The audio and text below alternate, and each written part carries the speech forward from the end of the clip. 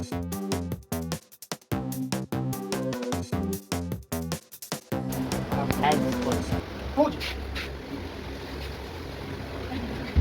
यदि किसी त्रिभुज की एक भुजाएं अन्य को या अनुपात में विभाजित करता है, गणित का भाषा है विभाजित करता है।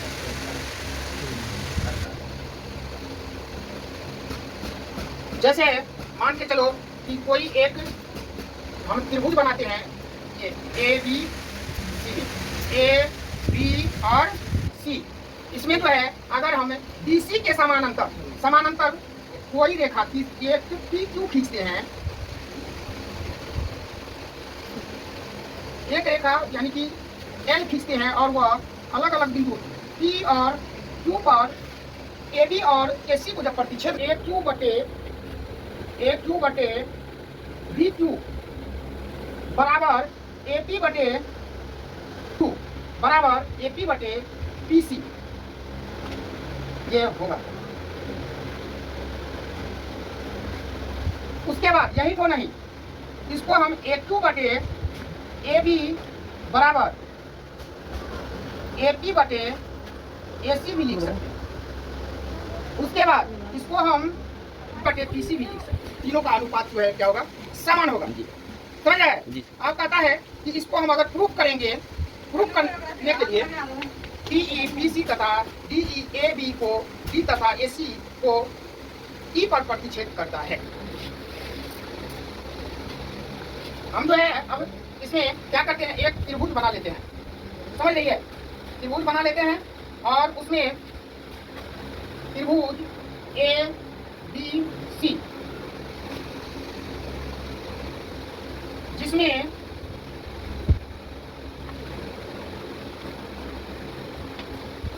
DE समानांतर BC, यहाँ जो है हम जो त्रिभुज बनाए हैं तो हम लिखे हैं PQ समानांतर BC, ठीक है? और त्रिभुज ABC ही बनाए। समझ रही है? अब QP जो है QP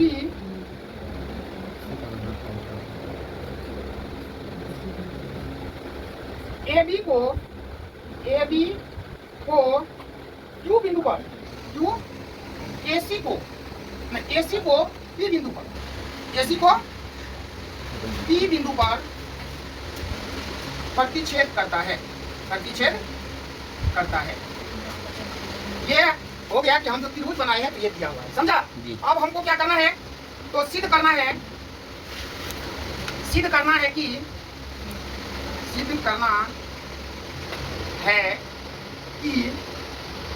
AQ बटे BQ बराबर AP बटे CP, ये सिद्ध करना है। लिखो इसको, फिर आगे बताते हैं।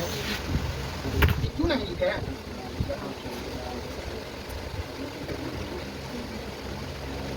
यहाँ P और यहाँ Q है ना, यहाँ P है और फिर उसके बाद फिर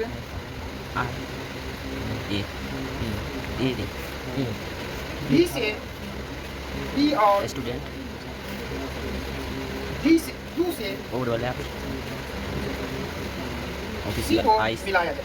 तो हम यहाँ पर रचना में लिखेंगे, CL रचना दे करके लिखेंगे। तो हम ये हैं, ये क्या है, AQ पर या AB पर जो है PN परपेंडिकुलर इस पर है, AB पर है, और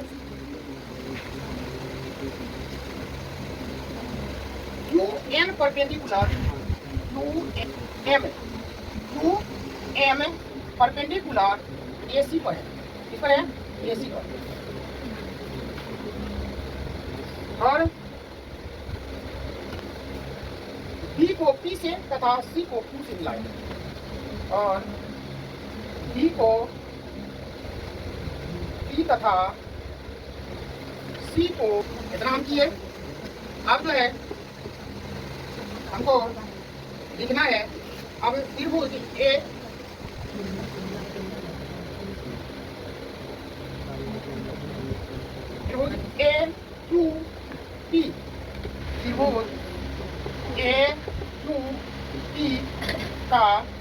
क्षेत्रफल। त्रिभुज का क्षेत्रफल होता है 1/2 गुना आधार और गुना ऊंचाई होता है।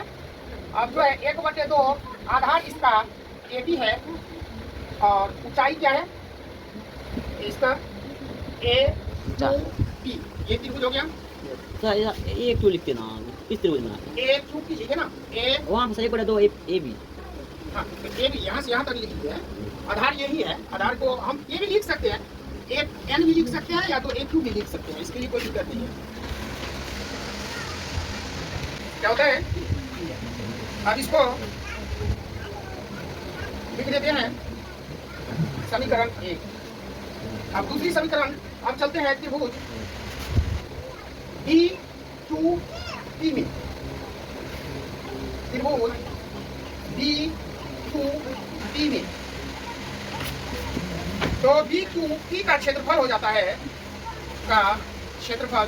फिर त्रिभुज का क्षेत्रफल लिखना है 1/2 आधार गुना ऊंचाई। तो इसका आधार तुमको हो जाएगा 1, इसका आधार हो जाएगा यही।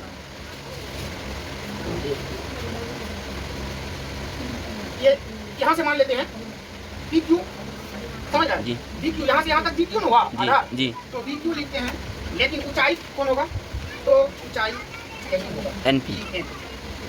तो इसलिए होता है कि कोई एक रेखा पर जो है कोई बिंदु से एक ही लंब चलाएगा, बाद बाकी दूसरे बिंदु से अगर डालते हैं दूसरे जगह पर डालते हैं कहीं पर वो लंब नहीं होता है, वो कर्ण हो जाता है। समझ रहा है? तो इसलिए जो है कोई भी रेखा है अगर कोई आधार अलग अलग हो सकता है लेकिन ऊंचाई जो है सबका क्या होगा इस रेखा पर NP ही होगा, PN ही होगा हर एक जगह। चाहे इसको और हम बढ़ा देते हैं यहाँ पर B लिख देते हैं तो BD का भी ऊंचाई क्या हो जाएगा NP। इसको समीकरण 2 लिख देते हैं। अब फिर ये दोनों को जो है हम कंप्रोमाइज कर लेते हैं, लिखते हैं त्रिभुज A2P का क्षेत्रफल बटे त्रिभुज B2P का क्षेत्रफल बराबर। अब यही देंगे 1/2 गुना AQ बटे AQ गुना PN और बटे में 1/2 BQ गुना 1/2 और 1/2 भी कटेगा, PN और PN भी कटेगा जी। बचेगा क्या AQ बटे BQ। हम लिख देते हैं इसको बराबर AQ बटे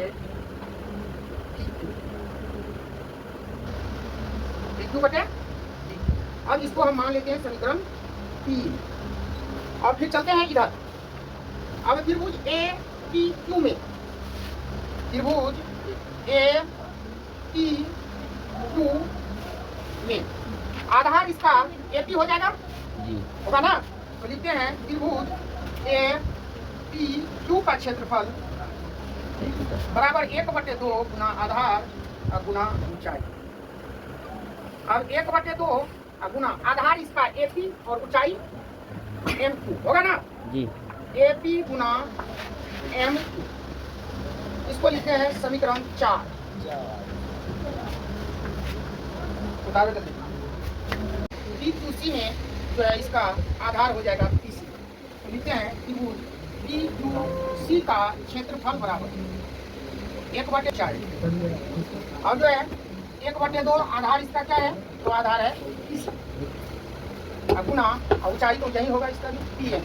क्या हो जाएगा ये PN नहीं दूसरा वाला QM दिए थे 5।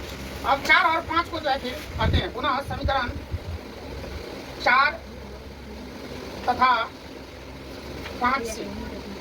तो 4 और 5 को करते हैं तो 4 में है त्रिभुज क्या है 4 में APQ यही ना है का क्षेत्रफल बटे त्रिभुज P2C का क्षेत्रफल बराबर हो जाएगा तुमको उसका क्या है गुना M2। इसको भी M2 ही लिख दो इधर है। अब जो है इसको समीकरण अब इसमें क्या करते हैं अब लिखते हैं APQ बराबर का क्षेत्रफल बराबर AP बटे BC, ठीक है, इसको समीकरण 6 लिखो।